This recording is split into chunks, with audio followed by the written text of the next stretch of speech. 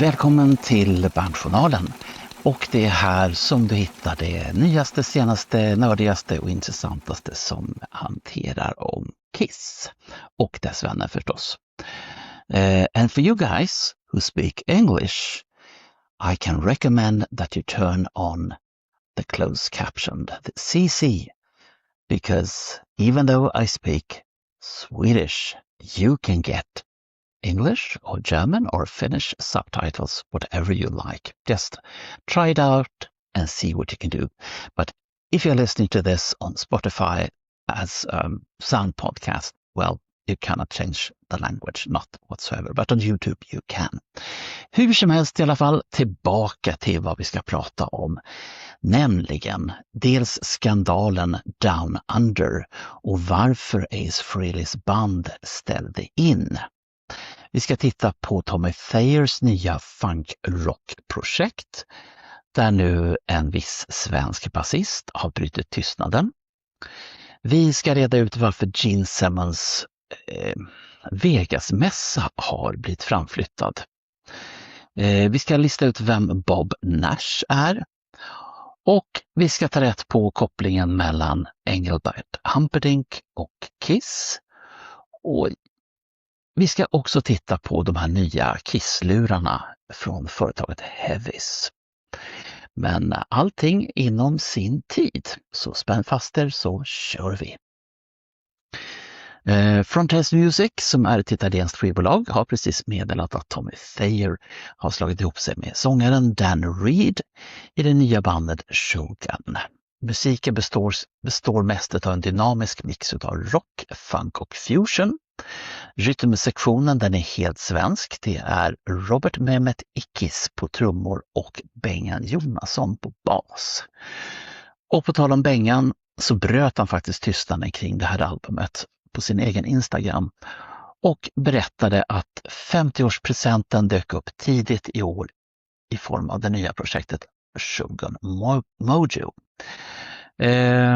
Och han lovar som sagt att plattan som kommer är rent ut sagt grym. Och vi väntar spänt på denna skiva. Förra veckan, eller var det här om veckan, så nämnde vi att Ace Frehley Band hade ställt in sina 5 inbokade spelningar i Australien. Och nu har vi hela bilden till vad som hände. Och det bottnar framförallt i en växande skandal i bokningsbolaget Silverback Touring och dess grundare Danny Bassi. Bolaget hamnade tydligen nyligen i en stenhård granskning i australiensisk tv om allvarliga anklagelser om obetalda skulder till artister. Och det här är den 4:e turnén i år som ställs in. Det är, förutom Ace Frehley's band, så är det även ett antal andra välkända artister som skulle ha dykt upp men som nu har ställt in. Och sen så tar vi klämmer in ett tips för gitarrister, eller snarare det är en reklamkampanj just nu för kablarnas kabel som heter Spectra Flex. Och det här handlar om The Original Braided Guitar Cable som handflätas i Greenville, South Carolina. Och det är exakt det här märket som följande herrar använder. Varsågod och rulla bandet. Hey, Paul Stanley here. Hey, this is John 5. Hey, I'm Marianne. This is Charlie Starr from Blackberry Smoke. Trey Hensley here. Hey, it's RJ Roncilio. I'm Sean Hurley. And I trust Spectraflex. Vi går vidare.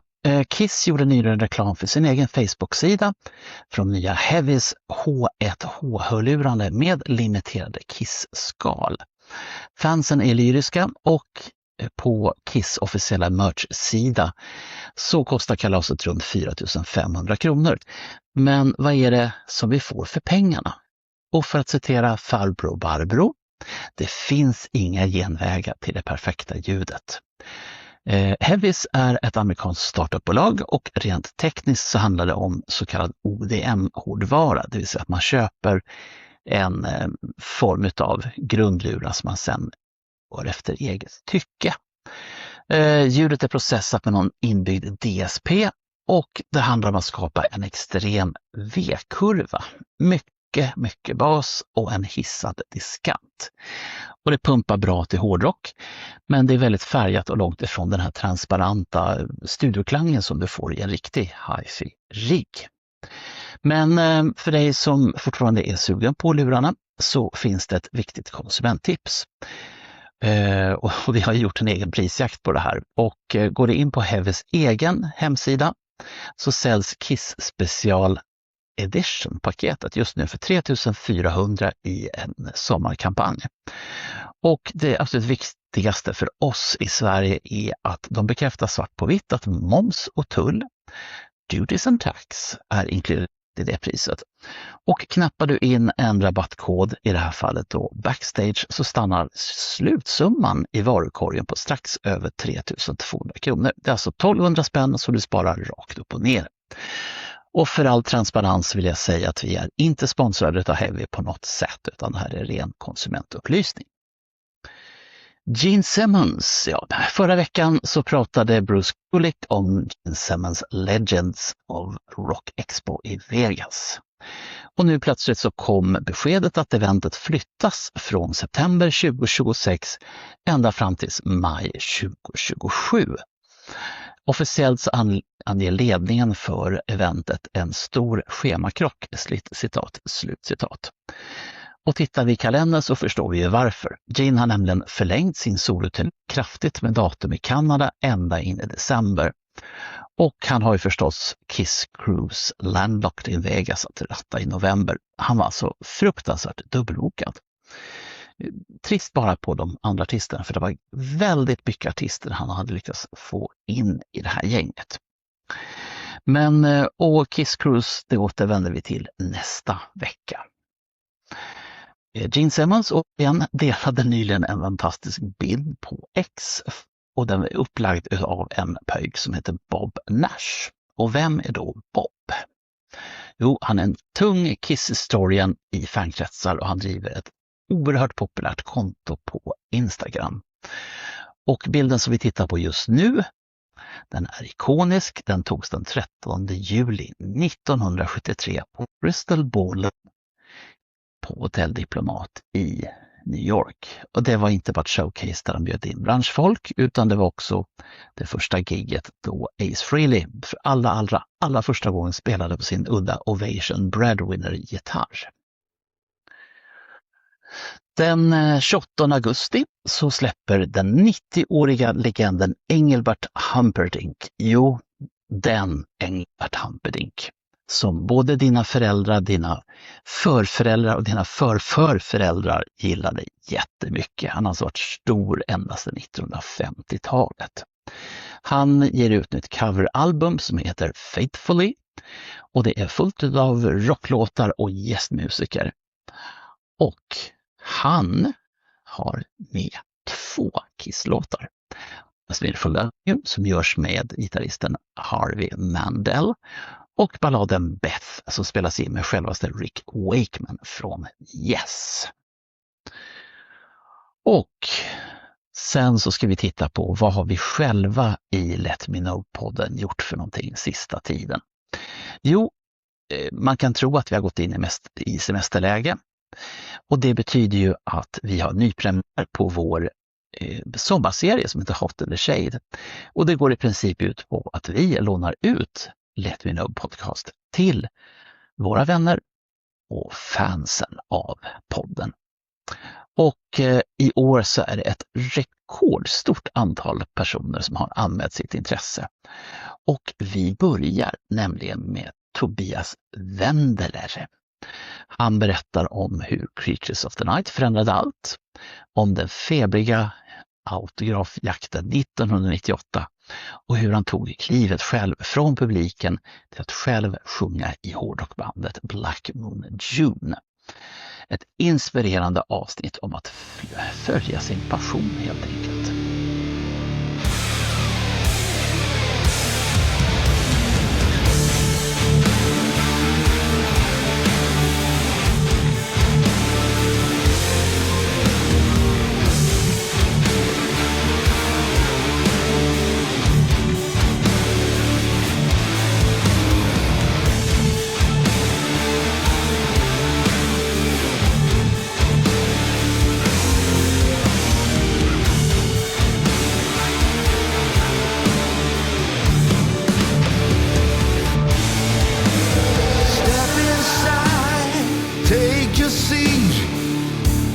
and enjoy the ride. You are so full of life and energy. Little child, you just begun to explore it all. I hope your fire burns for a while.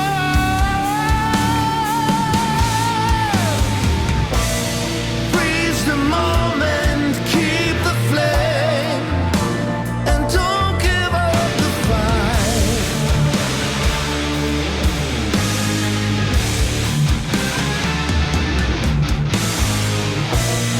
Keep on going, carry on, just follow the line.